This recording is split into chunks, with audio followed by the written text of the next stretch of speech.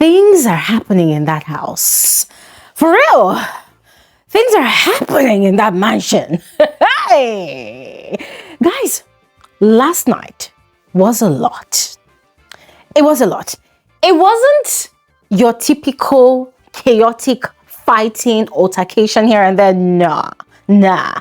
These housemates decided to take us into another dimension of content.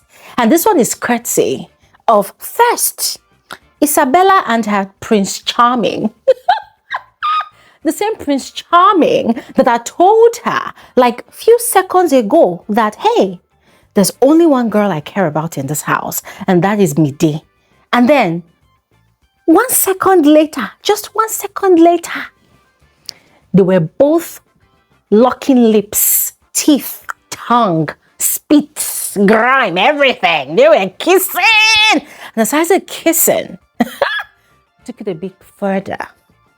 Ladies and gentlemen, see ya, it was a very complicated situation because things went from 0 to 100 real quick, and then it now came back from that 100 to even less than 0 real quick. And guys, listen here. See, as at the time of filming this video, yeah, Isabella and Kai Kumi were no longer talking. Yeah, and I'm going to tell you all about it on this video, all right? Now, before that, there was the first Saturday night party of the season, and it was off the hook. It was insane, yeah? But before we even talk about the party, ladies and gentlemen, do you know that Big Brother has changed the location of the party room? Listen, a standing ovation to Big Brother wherever you are. Just give Big Brother a round of applause, yeah? Because, see, one thing that I was really concerned about, yeah, is the party room, the usual party room. We know that it's really small. We know that it's really, like, it's just really claustrophobic. So I was really worried that, come on, 29 individuals, adults, they're going to be taking up a lot of space. So how are they going to cope? How are they going to survive? So I was thinking, okay, could it be that they're going to use the arena? Oh, the arena is usually used for, you know, like aside every other thing, the last Saturday night party of the season. So where are they going to use? Are they going to party in the lounge? Guys, I had been racking my brains. And then lo and behold, Big Brother decided to pull a genie trick on all of us. You will not believe that the party room is behind the head of house throne. Making bust my brain, guys. Nah, that was a genius idea. It was more like an open sesame, you know.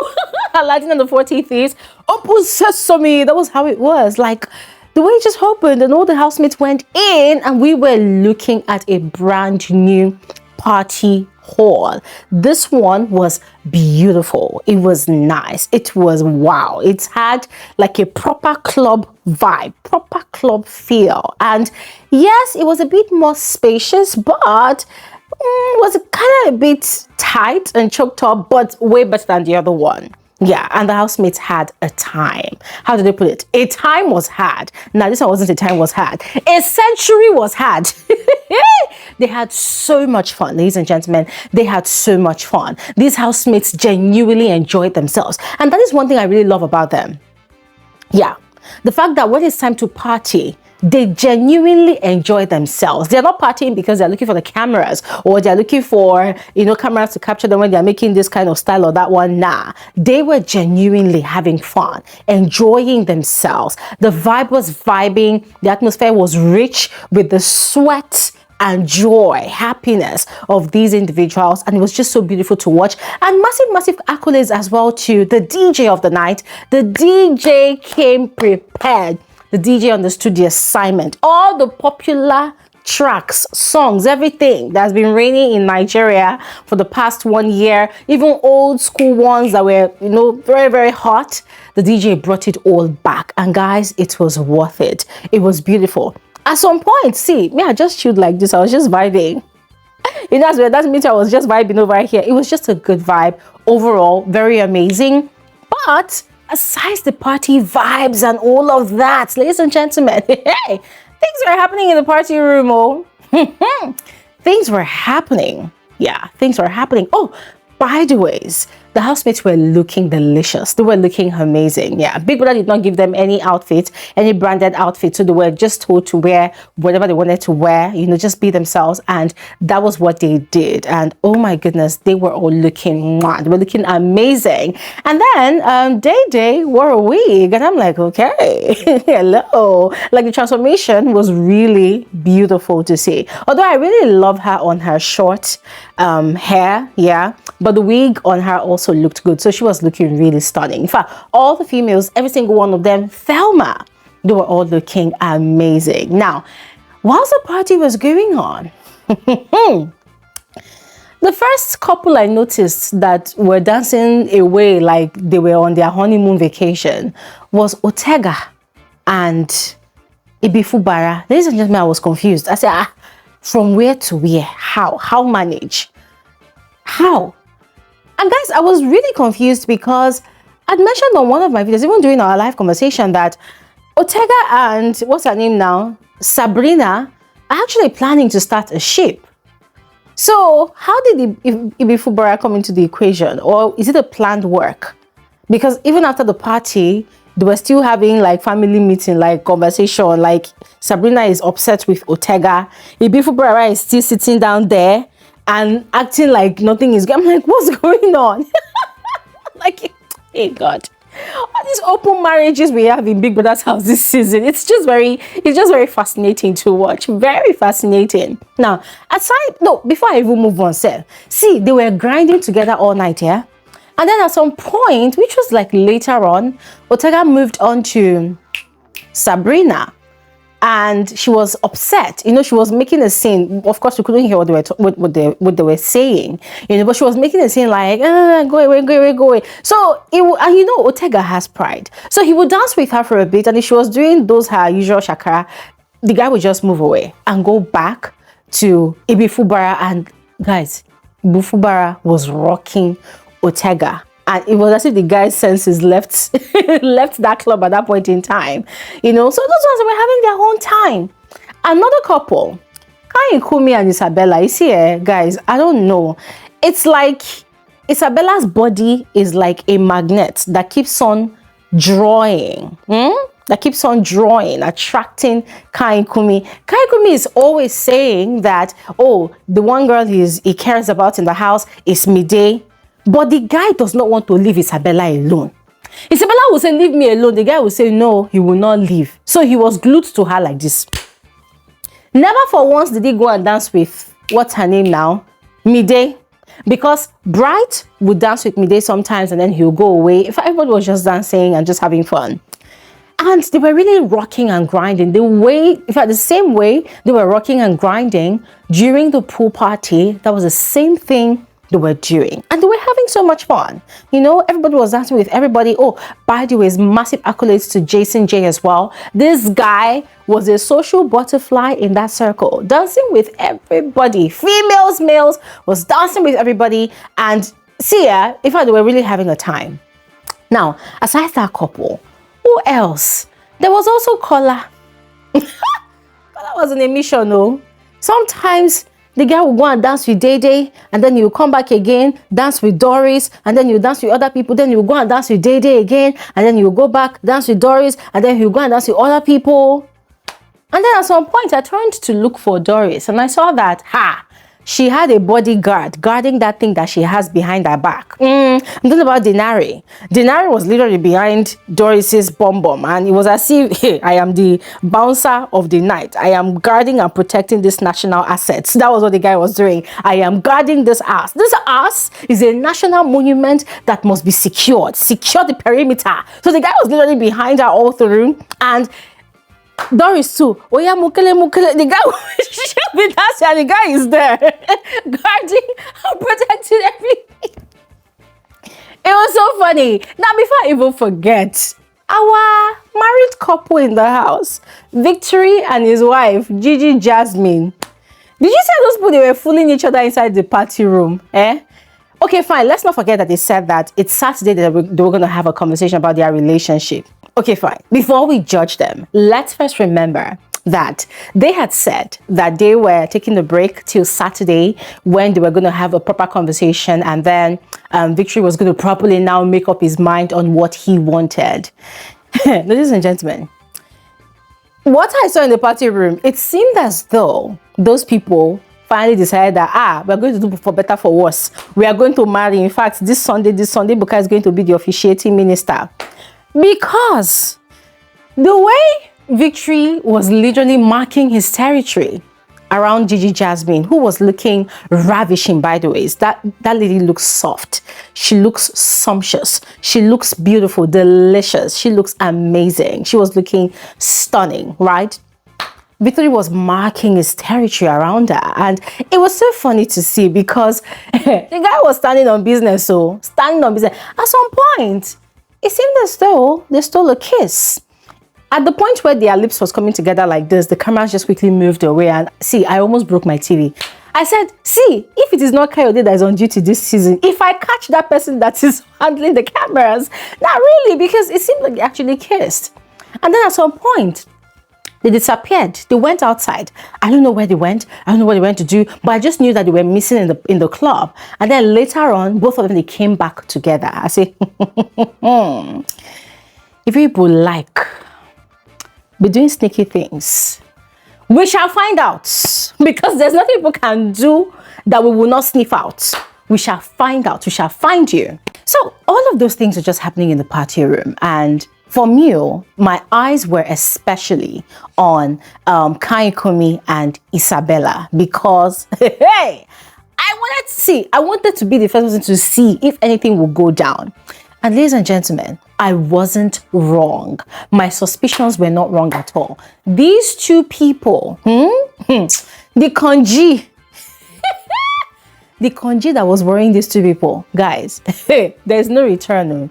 Because by the time the party was over, all the housemates were sent back into the mansion, and things were happening. And of course, there's another video that I'm gonna drop, that I'm gonna share everything that happened after the party, because there were a lot of conversations. So whilst different conversations were happening downstairs, both of them, they were upstairs in the closet area, right? And I don't know what the prior conversation was that they had, but where the camera met them was Kai Kumi was telling Isabella that there's only one girl in this house that he cares about, and that girl is Mide. That was what he said to her. And Isabella was like, okay, like, it was like she wasn't really bothered. And then there was something else he said, like whether their relationship had ended or something, I don't even know. And then she was walking away, and then he followed her, and then before we knew it, they were holding each other and they were playful, and then they started kissing. And they did not only kiss. Let me see that properly to give it this gist. They did not only kiss. Nah, that wasn't the only thing they did. Kai Kumi was freaking horny. Wait, if you don't understand. Kai Kumi was very, very horny. Yeah, very, very horny. So he was kissing Isabella. In fact, both of them were kissing. Yeah, very consensual. They were kissing. Aside that, this guy started fondling her boobies. Like the guy was like a child that, mommy, come, mommy, it's mommy, I want boys, and then boys come, and he's not like, the guy was fondling her boobies, and she was like, they were playing and laughing. See, I was shocked, and guys, the one thing that really shocked me was, I'm like, wait, hold on a second. Didn't this guy, the Prince of Zamunda, just told Isabella right now that Mide is the only person that he cares about in this house, like the only girl he cares about in this house that he's attracted to in this house? Like, is it that she did not hear? Or could it be that they have an open relationship now? See, their fondling did not end there. The cameras left them, went downstairs, came back upstairs again. These two people, these two Mongols, they had found their way into the bedroom, onto Isabella's bed. Isabella was on top of Kai Kumi, and they were kissing and they were playing. The guy was really gone. Like, the guy was horny. At that point in time, you could tell that it was the thing between his legs that was thinking, not his brain. The guy's thing was controlling his brain. It was like, oh, sexy girl.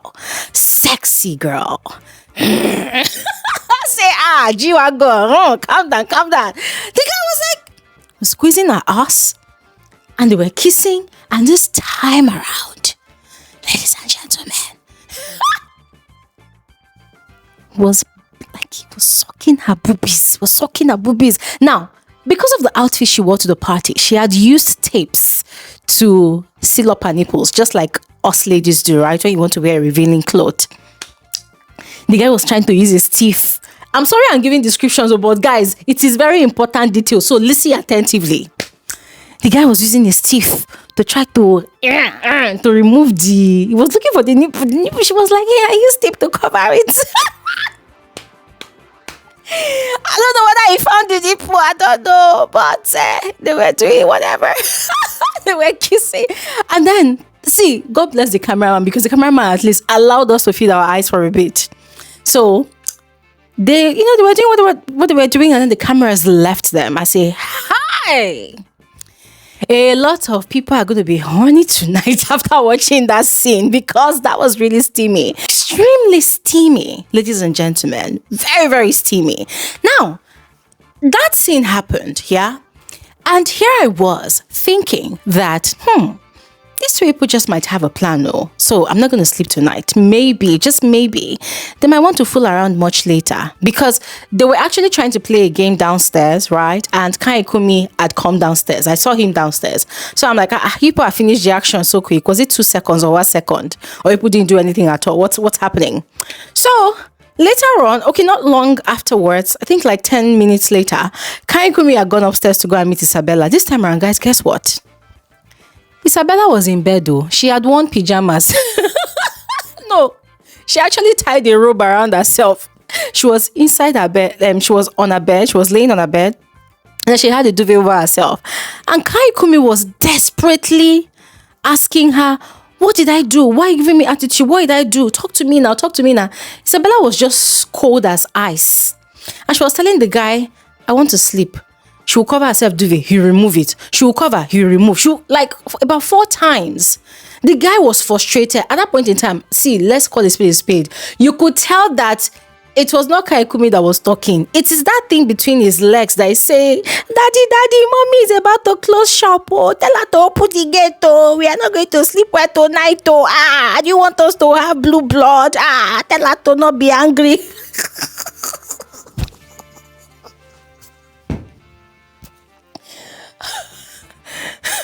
Oh my God. I'm sorry, but it has to be said. It was nothing between his legs. I was begging her to talk to him, but she said she wants to sleep. The guy was like, but you were downstairs just now. You wanted to play the game. Oh, you said you wanted to eat Indomie. You brought meat out of the fridge. I thought you wanted to cook. What is happening? Why don't you want to talk to me? She was like, the game was becoming boring and I wanted to go and sleep. So what is it? I just want to sleep. So she was giving him attitude. And ladies and gentlemen, yeah, I'm going to be frank with all of you. I found that situation so hilarious. I was cracking up so bad. And I think there are 2 reasons I was actually laughing so hard. Because 1, I mean, it felt like she wanted to torture the guy. Because, oh, you want to come and tell me all the time that you care about another girl, but you want to come and be tapping some, some pure premium meats here. You want to come and be chopping me, sleeping in my bed. I'm going to be warming you up in your bed, but your mind is filled with the thought of another girl. You not get sense. Today. So that was one thought. And then the other thought, I felt like, she probably wants to play hard to get, or she's probably enjoying the game. That okay, since we want to be in an open relationship, let everybody be mad together. So I felt like that was what she was doing, and I was enjoying it because Kai Kumi was deliberately frustrated. Like, that was a typical man that was really horny and he needed something to be done, whether a hand job or something. The guy needed something to satisfy his cravings, and Isabella was not giving anything. Like, she was not giving him jack. Yeah. So the guy was so frustrated, like really, really frustrated. And that was where Sabrina now started telling Kola that Kai Kumi actually said that before he got into the house, he had been given a hint. I don't know if it's his management or whoever, I don't know. Because sometimes I've actually heard, especially during the All-Star season, where was it Cece's was this his management or this his fans? They told Perez management or who that they should link up inside the house. I can't remember which particular housemate, but his management was involved in that talk, or was it Alex's management? Things like that do happen, right? A management would have an agreement with another management that, oh, let's get traffic together, let's play this game together, blah blah blah. So Sabrina was telling Kola that Kai Kumi had said that prior to him coming into the house, they had given him a hint that he needs to hook up with a Port Harcourt girl that has a child. So now, there's a situation. Isabella is a Port Harcourt girl. She has a child. Thelma is a Port Harcourt girl. She has a child. So who is the Port Harcourt girl that whoever gave him that information told him to link up with? Because at the moment, Kai Kumi has gone far with Isabella. He's also trying to work things out with Thelma. There's also Mide in the picture. There's also Mide in the picture. Mide is not a Port Harcourt girl. So, ladies and gentlemen, it's like Kai Kumi's head is about to explode, because how is he going to call the people outside that gave him that information? How is he going to call them and say, Egbon, my brother, who is the girl? Why did you tell me that there are going to be 2 Port Harcourt girls in the house? Who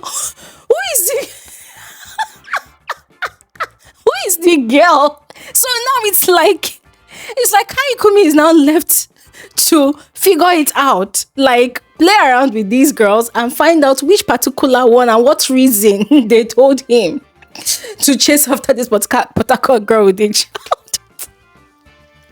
Ladies and gentlemen, I beg. Where Kola heard the gist from Sabrina, Kola say, I beg. I'm not a part of this conversation. Kola ran away because it was ridiculous. Kola could not comprehend. He was like, what kind of wahala is this? Me too. I say, I don't know. Ladies and gentlemen, listen, I'm going to stop talking here right now, all right? Because I would love to hear your thoughts in the comment section below, all right? In the meantime, thank you so much for watching and enjoy the rest of your day. Bye.